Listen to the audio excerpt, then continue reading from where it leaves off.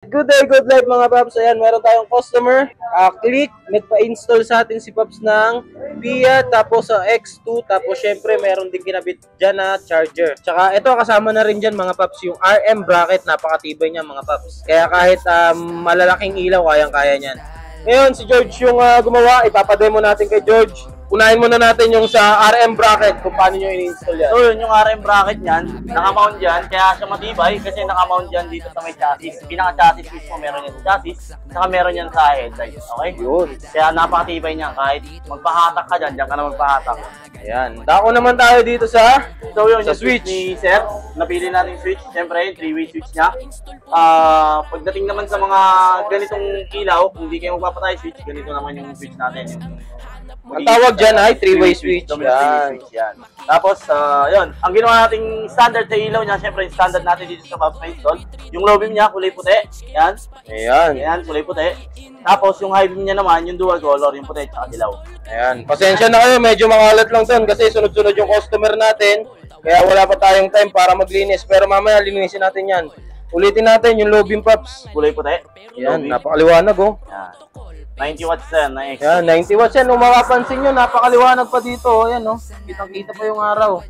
Pero, tingnan nyo naman yung buga ng ilaw niya. Oh. Purong-puro, no, Paps?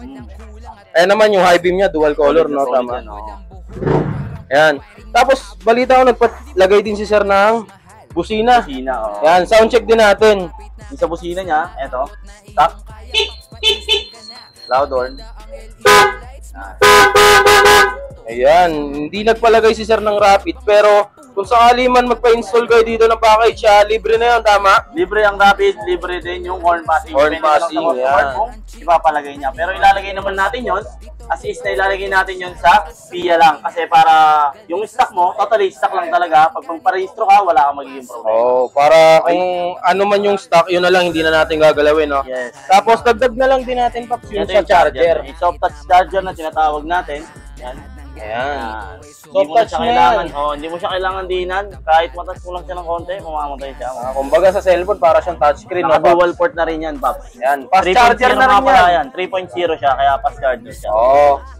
So, maganda to, good investment to sa mga paps natin dyan na bumabiyahe ng ginagawang pan-negosyo yung motorcycle nila. Sa mga naglalalamove, Grab, Foodpanda, ayan, maganda yung investment yan, mga paps. Kasi hindi na kayo malolobat.